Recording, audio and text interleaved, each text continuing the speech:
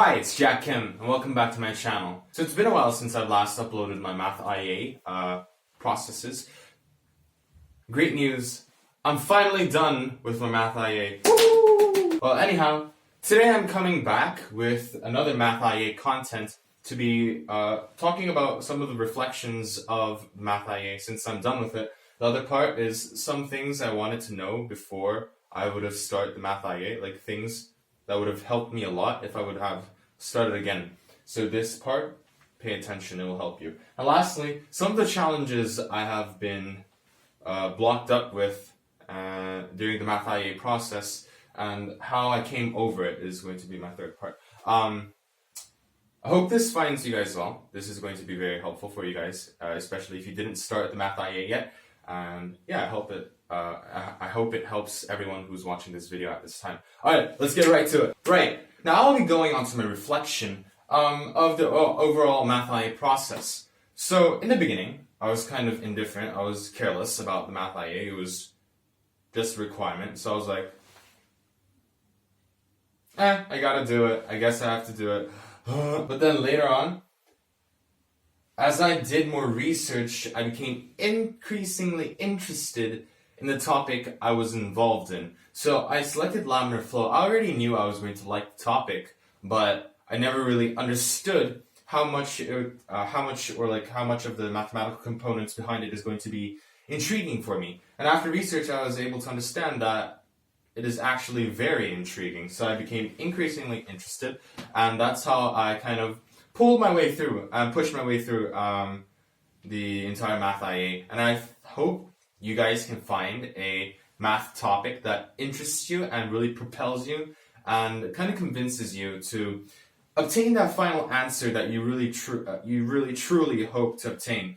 Because if you don't do that, your Math IA is just going to be left, and it's just going to be a painful experience. I mean, it was already a painful experience even when I was enjoying it, because I was asking myself, what equations do I have to use? Why do I have to use it? And how am I going to use it? So there's all these different questions flying at me, and I'm like, and I'm answering the questions like, well, I think I have to do this. I think I have to do this. But then, what I'm trying to say is that if they're going to come at you, and if you're not interested in this topic, you're going to be KO'd. You're going to be done with it. So you need some type of interest in the topic that you're selecting in order to propel yourself. Because that's what ultimately made me be able to complete my first draft. So my feedback that I got from a teacher was decent. It was not bad. It was not really good. There was sufficient commentary for me to make edits to make it better. So I edited a lot of my final draft, and this is kind of the road down to my final draft. It was more pain than the first draft. I'm telling you guys that now, because that time frame between when you submit, when you receive the first feedback and you submitting your final draft is going to be more painful than you think.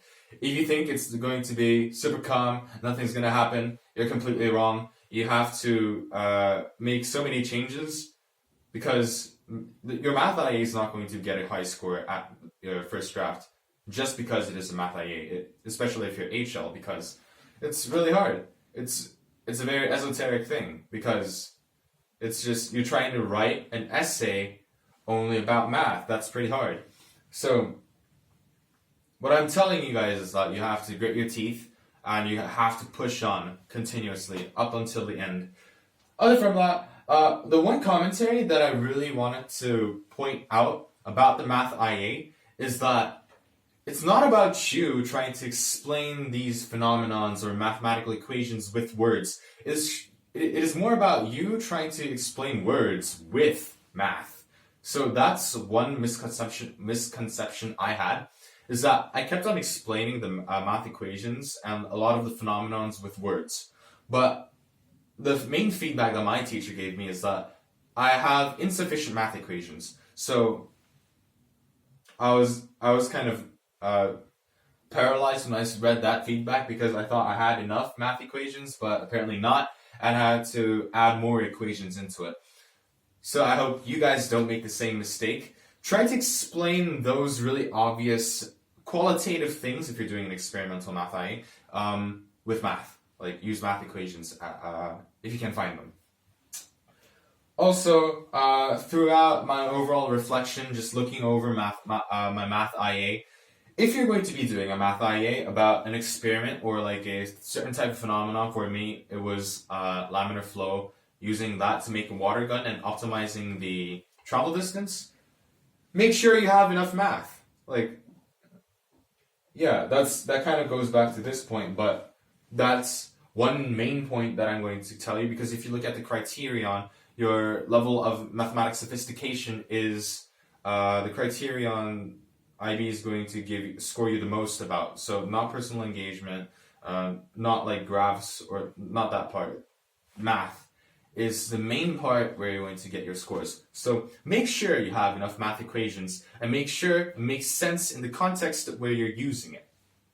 I'll be moving on to the next part about what I wish I had known before I started my math IA. Okay, so now these are some of the things that you guys should know before you write your math IA, because if you don't do these things when you write your math IA, your teacher is going to be like, wait, hold up, slide back. And your math IA score is going like... So be aware of these things when you're writing your math IA. First, don't cut corners. As in, don't use a random math equation that you think is right. You need a legitimate reason of why you're using that math equation in that specific part, because you have to write it and you have to explain it. And if you don't do that, and if you cut corners, the IB math examiners are going to be like, what is this kid talking about? What is this? So you have to expect that the math IA inspectors, they don't know any of the things that you are reading. So you have to explain as explicitly as possible. So don't cut corners, because it's not going to help you. Yeah. And one of the criterions is actually how well you explain your mathematical equations and the reasons behind why you used it. So don't cut corners. Second part, don't act. As in, don't act like you understand something. If you don't understand an equation, do not use it, because you're probably using it in a wrong way.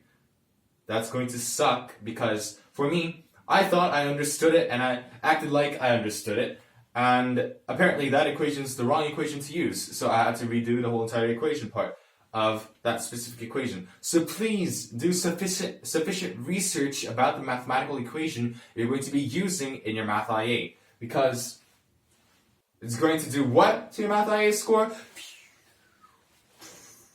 Third and last, use diagrams. So when you're trying to explain anything with mathematical equations, try to use tables. Try to use like pie diagrams, or bar graph, or line graph, like any of those nature. Anything that will help the examiner understand what you're trying to do in that section. So one thing to be very aware of when you're using diagrams and setting up tables and stuff like that, if you put numbers in your diagrams, you have to explain why you use that particular significant number. So if you're using a 3 sig fig, you have to explain why you're using a 3 sig fig. Or if you're using numbers down to the 100th decimal point, you have to explain why you're using it. For me, I had to use the data points down until the 100th decimal point, because that was the error bound for the calibrator that I used, the measuring tape that I used. So you have to state that in your math IA, because if you don't explain it, once again, it's insufficient explanation of what you're trying to do, and your IA inspector is going to be like, what is this kid talking about? I don't understand. So you have to explain everything you use in your diagram. And now I'll be moving on to the last part. So moving on, some of the obstacles I was faced with and how I overcame it. So, as you can see in my first bullet point, It says IDK, and for a good reason. So, after I got the feedback from my teacher, the teacher said, "Why does this happen?" I was like, haha, crap, I don't know. I have no idea why this was happening. There was like, so my experiment result came out the completely opposite of what I was expecting to happen. And I didn't have a good, clear way of explaining it. So the main problem came down to this. I have 3 variables that I have to optimize. So Math HL scope, we only optimize 2 variables, y equals x. Here I had to optimize something like y equals xy. Z equals xy. As in, I have to optimize both x and y to optimize z. I don't know how to do that. Like, I didn't even know that was possible. Up until when, at number 3, I was doing extensive research. I was doing so much research that I can't even fit it in the whiteboard. That is what you guys have to do if you're stuck with the big I don't know of your Math IA. I think this is the key aspect of Math IA. It kind of pushes you to the limits to try to explain something that you can't explain just from the scope of IB Math HL. That is why, for me, I did more research about how to do calculus for 3 variables. That came down to be multivariable calculus, and here comes another problem. I cannot optimize because based on the equation I was able to find, there is no optimization point. It's like it keeps on increasing, so I can't really optimize. That's why I have to find another concept called Lagrange multiplier after, once again, extensive research.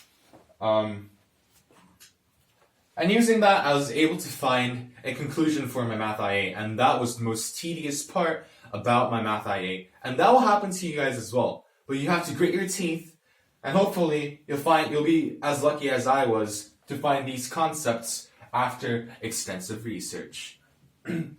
So what is the kind of conclusion that I was able to get from facing these obstacles? So, if you're faced with an obstacle, it is usually because you're unable to explain something with the mathematical capacity you have at that moment.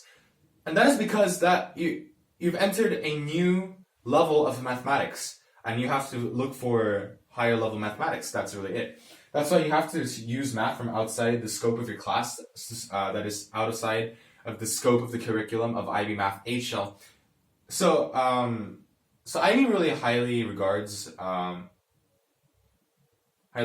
the use of higher level mathematics that you did not learn inside the course, because it's a new challenge for you. IB really likes IB. One of the cores for good students. I don't know what it's called, but yeah, they really like students when they challenge themselves. So for me, that was a new challenge that I had to understand, research, and try to apply it into my Math IA. And that will happen to you guys as well. And hopefully you guys find that mathematics that will be relevant to your Math IA. But when you're trying to find that mathematics that is outside the scope of your curriculum, make sure you don't find something too hard. Because the first thing I found was too hard, and I was not able to explain it, and yeah, it did not help me. So don't try to use something too hard. I mean, for IB Math HL, I guess university, the second year up to that point of mathematics, I think, is a reasonable a reasonable scope of the level of hardness of math, because this is year 1 mathematics in university. So in a lot of university, I should say. So don't try to find something too hard. Just find something that makes sense to your Math IA, but then it has to be quite hard because it's a Math IA. And the math equations part, this will help me a lot because it's just hard. And I think I used it well. And I hope that's what you guys are able to accomplish with your Math IA as well. Thank you guys for watching my YouTube video once again. Thank you all for sending so much love, and I hope you guys really like my green cardigan. And I hope for all of you guys who are starting to write your Math IA, this was a helpful video, and I hope you guys survive successfully for your Math IA. I'll come back later with more videos. I'll see you next time.